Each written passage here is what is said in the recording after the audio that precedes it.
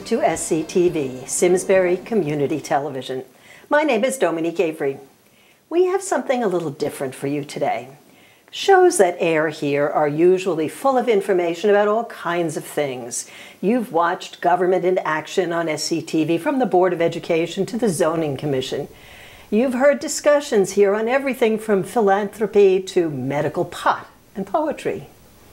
Whatever our volunteer producers are interested in or think you might want to know more about. But today, we're going to talk about the station itself, what we do, and how you can participate. Because as our tagline goes, SCTV is all about you, your town, your schools, and your government. Our guests here today are Karen Hanville, SCTV Station Manager, and Althea Graney, the President of the SCTV Board of Directors. We're going to talk about what we are, our history, how we're funded, and how we're run.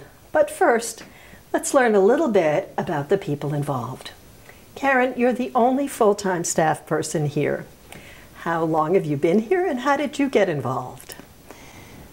I came here in the mid-90s as a volunteer, looking for something to do while I was raising my two daughters, and got involved right away running a camera and doing editing for a show at the time called Pets and People. And this was back when everything was in half-inch VHS tape, and slowly got more involved, served on the board for a little bit, actually ran some training classes, and then about 10 years ago started managing the station as a full-time person. So it's been about 20 years at this point. So just let me point out to the public, did you have any background in television when you started? No, None. I did not. Right. So you started as just an ordinary person in the community, a mother looking for something to do. Yes, I live in Granby, so I actually had my training up in Enfield, but Simsbury was a lot closer and easier drive to get to, so I was really just coming to be a volunteer, to find something to do, to contribute to the community, and that's essentially where it started. Great. That's very important for people to hear. Althea, you have a similar story, I understand. You're president of the board now, Yeah. but you also shoot video, you edit, you've directed shows, you host shows. You're completely and totally involved in SCTV. Do you have a television background? Oh gosh, no. I actually stopped working as a COBOL programmer for at the time of Cigna. I had worked for Aetna and Travelers and Cigna as a COBOL programmer. I stopped to take care of my daughter, was doing volunteer work in the schools, and had to go get some medical attention done, and ran into a gentleman who said to me, "Have you ever thought about being on television?" And I went, "No, no, that's not something that I do." And he asked me if I would please consider it, and I came down, met Karen, and she said, no, the gentleman's name was Buzz, and she said, Buzz really, really needs somebody to host his show, and I said, can I do a screen test? And they said, no, basically we film you, put it in the can, so to speak, and put it out on the air, and that was it. And I came down and did my first show. It was about friendship tours. And loved it. People told me I was good at it. I said, okay, I guess I'll keep doing it. And 200 shows later, here I am. So here we are, the two most important people in the station right now. Neither one of them had any television background at all. I think it's really interesting. I think it's very important for the public to know. Right. We are a community television, and the community can be involved even if they have nothing. No background at all, and we'll talk a little bit more later about how they can get involved. But we go back a little bit to the founding of SCTV, when that was, and sort of what is community access television. Karen, can you tell us a little bit about that? In the mid-'80s, the FCC, when cable companies came into existence, they put regulations in place that they needed to give back to the community for the use of the rights of way to run the cable wires. And so that established a public, educational, and government channels. And SCTV was established around 1984 by a group of people dedicated to put that in place as a nonprofit organization. And the public channel is for the community to produce non-commercial programming without censorship from SCTV, and for free of charge, to be able to utilize our facilities, equipment, editing, all of that to produce programming of their choice. So 1984, so we're about 30 years old. Right. Here. Althea, maybe you can talk a little bit about how this station gets its money. We don't have a lot of full-time people. Karen's the only full-time person. Right. We have 2 part-time people, but it does cost us something. So where are we located and how are we funded? Okay. We are currently located in the lower level of Eno Memorial Hall in the center of Simsbury, right on Hot Meadow Street.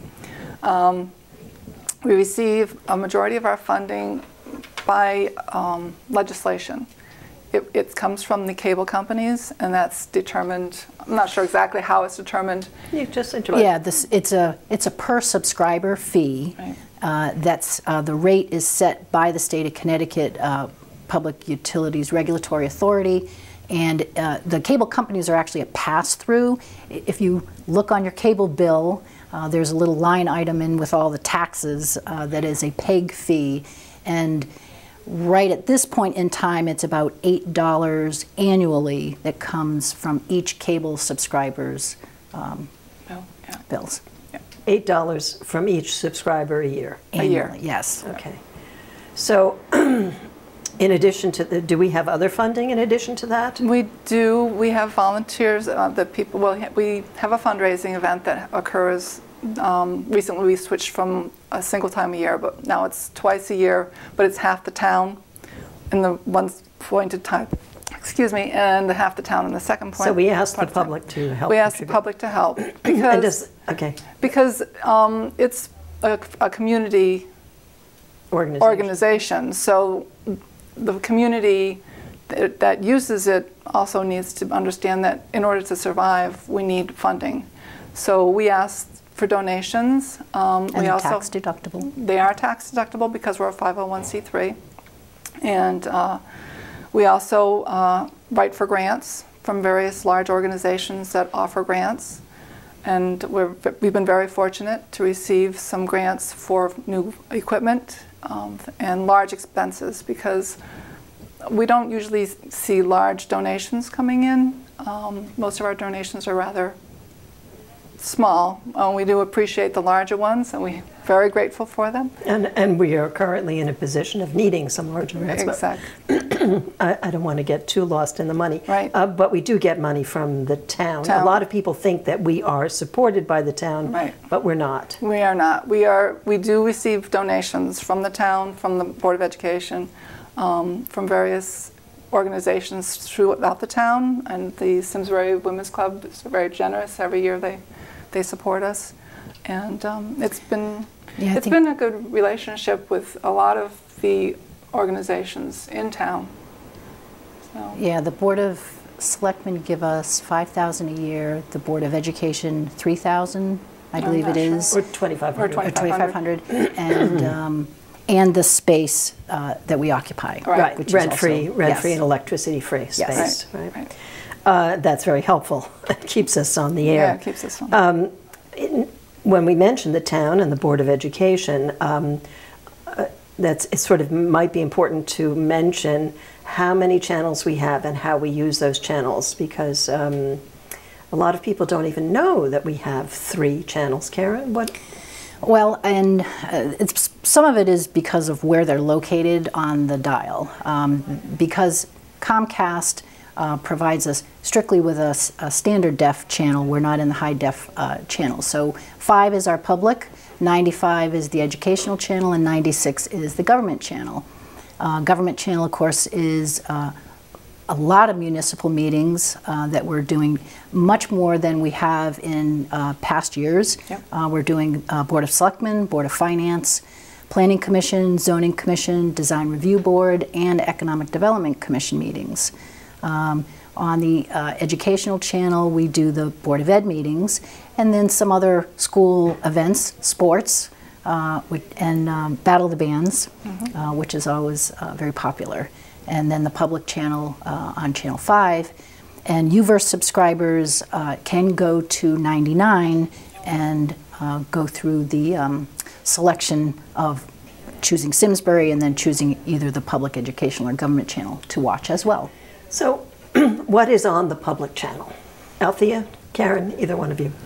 Well, the public channel is basically people in the community who have some expertise about something, some thoughts about things, basically whatever an individual wants to share with the members of the community, they come and they sign up with a user agreement and they can produce any kind of program they want, basically. I mean, we've had exercise programs, philosophy, poetry, like you were saying before.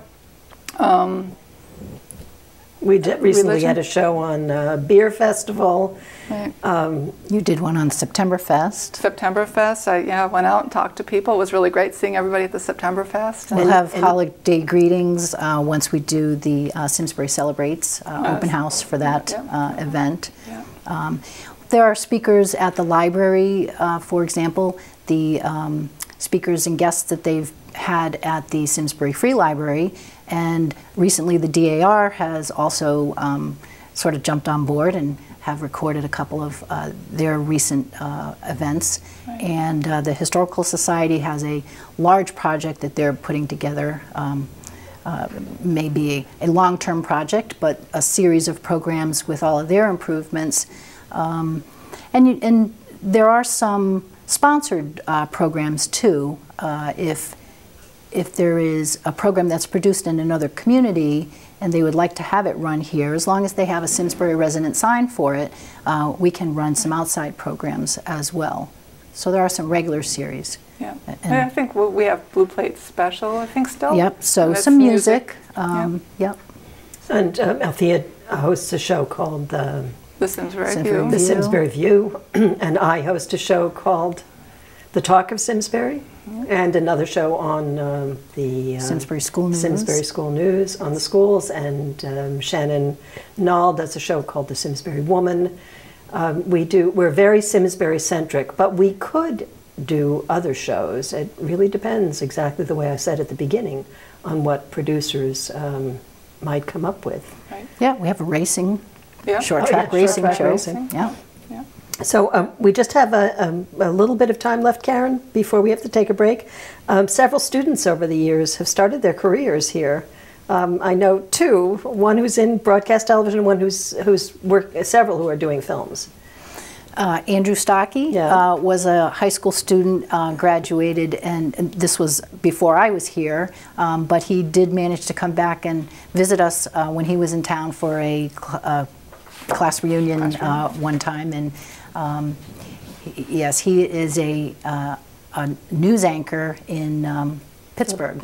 Yeah. Yes, and Jacob Bittens is finishing up his last year at NYU as a film student, and he will be, I believe, back in town shooting his senior project. Right here at SCTV. He will be using our office for shooting one of his scenes there, but it's Okay, fun. It's fun to watch Yeah. him go off and what his work is just exceptional. So, I mean, that's something that parents or students who are watching should know, that it's possible to get a leg up on a professional career here. Absolutely. I'm going to stop here because we're going to pause for a minute to play musical chairs. Karen is leaving us.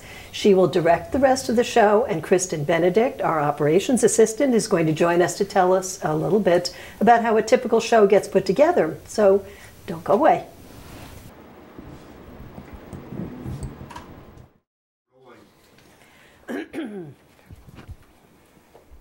Welcome back to Everything You Have Ever Wanted to Know About SCTV.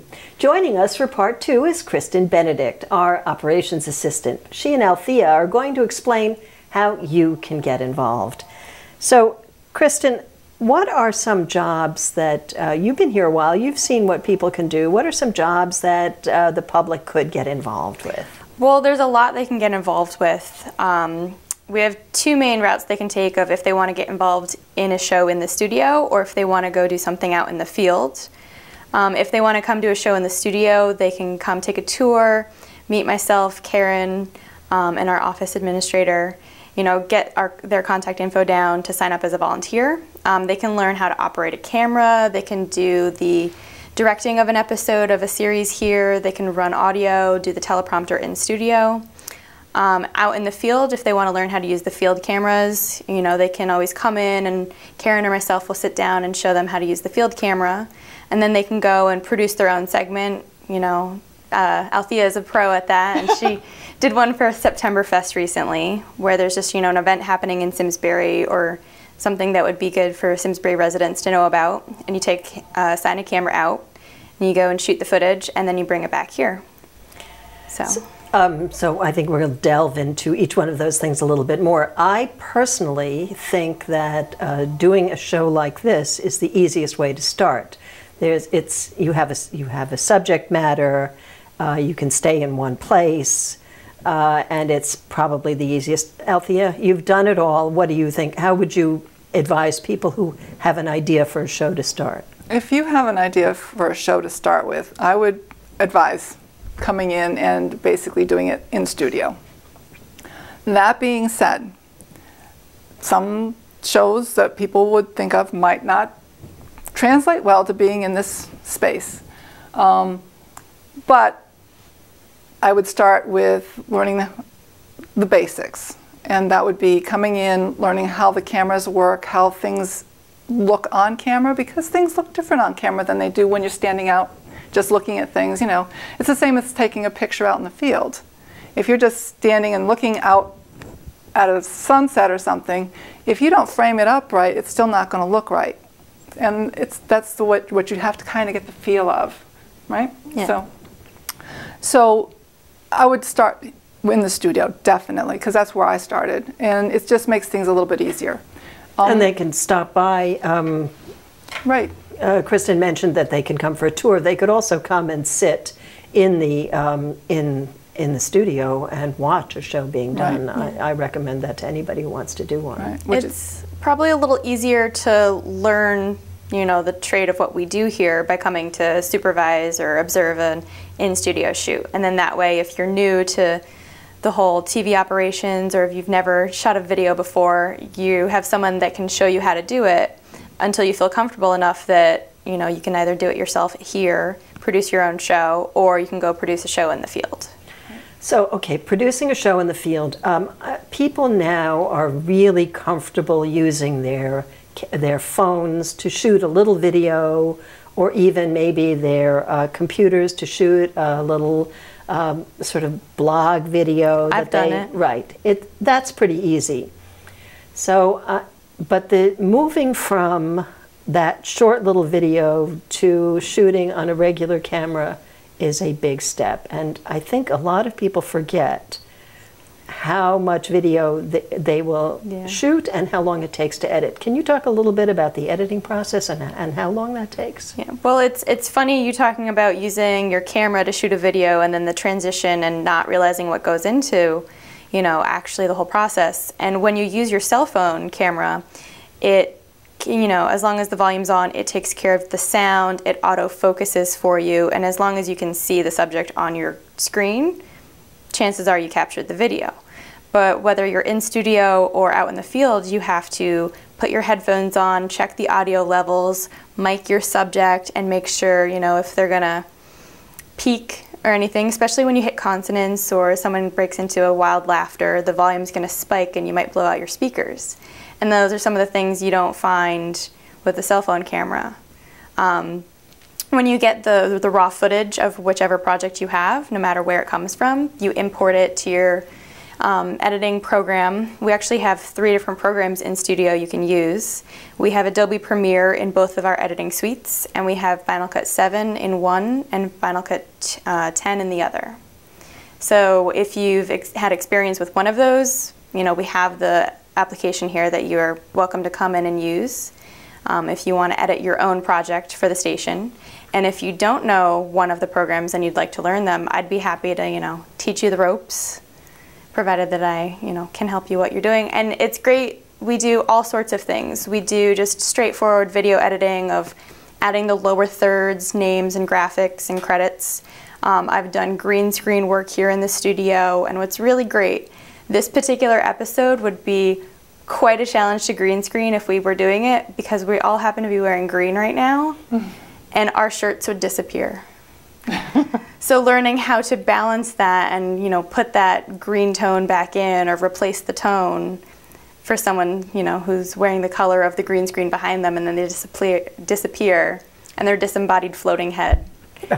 So you can learn how to fix that, and you know. So there's a lot people can learn. Althea, you have learned all of that. How did you move? You talked about being in the studio is easiest. How did you move from in the studio to shooting in the field and then editing? Was that difficult, or? Gosh, that must have happened so long ago. You don't remember.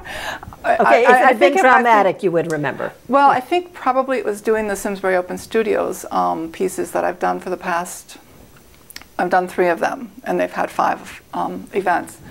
And I think that was my first attempt at producing my own program, being out in the field and editing it all together. And if anybody's watched those programs, I've gotten better. It's really a learning experience. It's fun, it's challenging, it's time consuming, but at the same time, when you get done with it, you have such a feeling of accomplishment. Wow, I did that, you know, type of thing.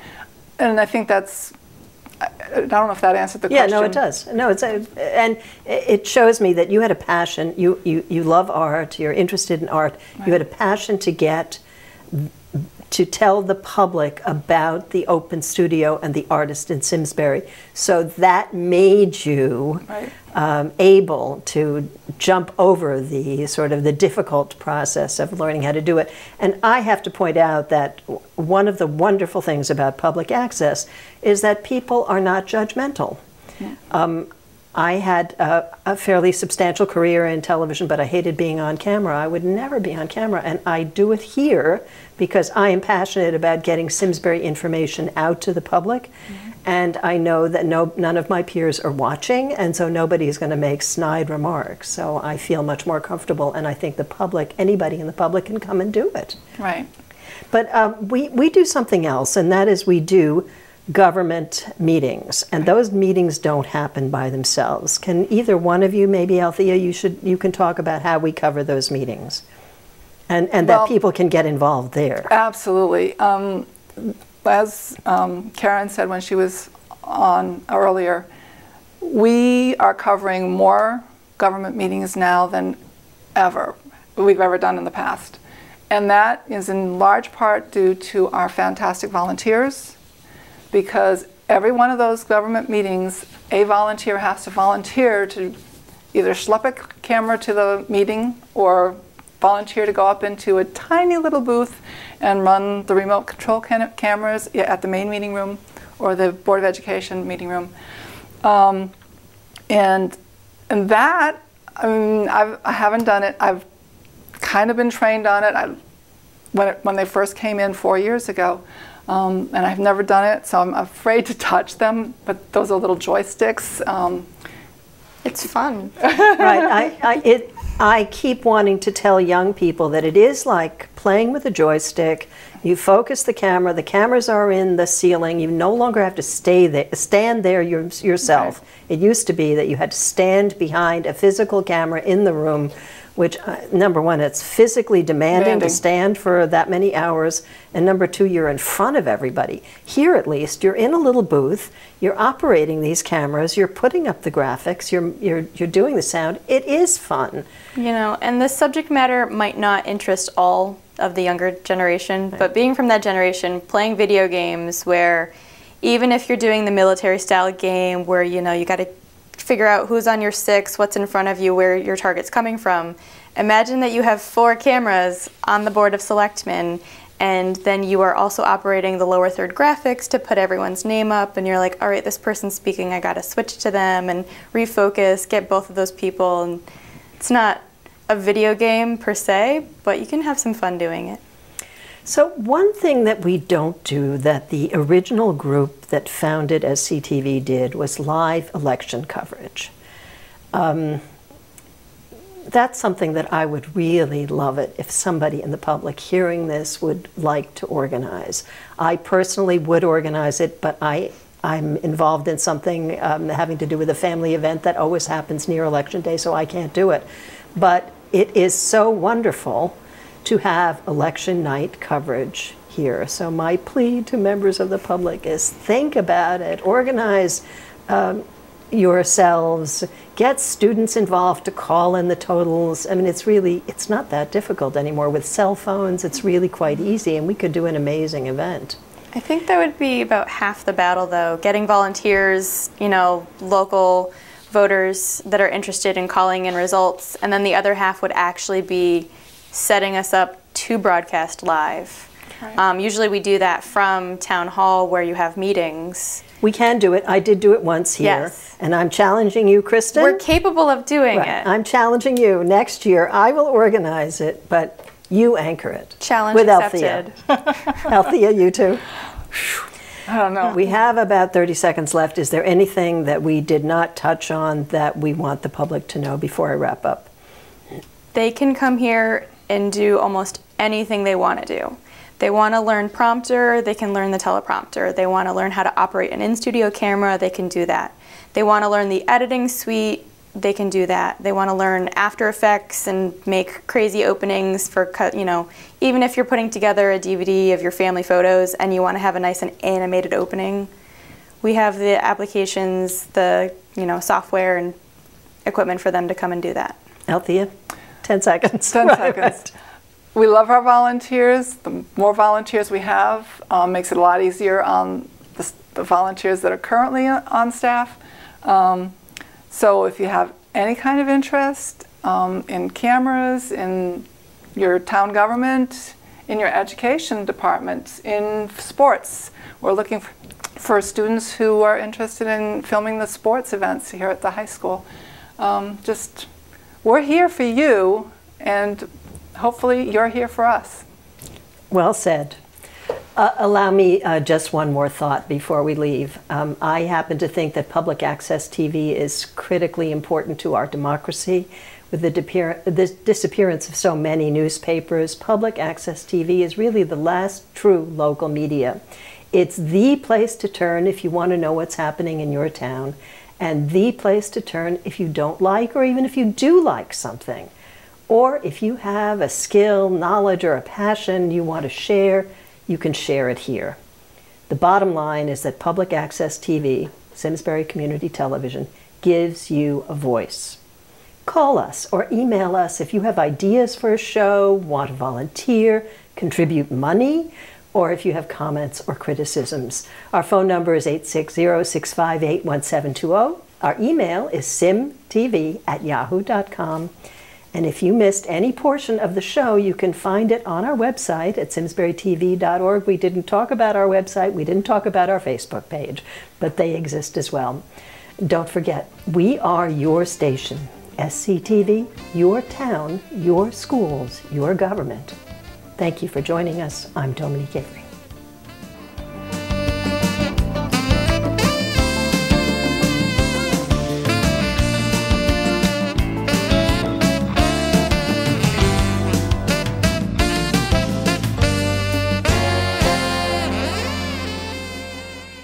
Funding for Simsbury Community Television is provided in part by contributions from viewers like you. Thank you.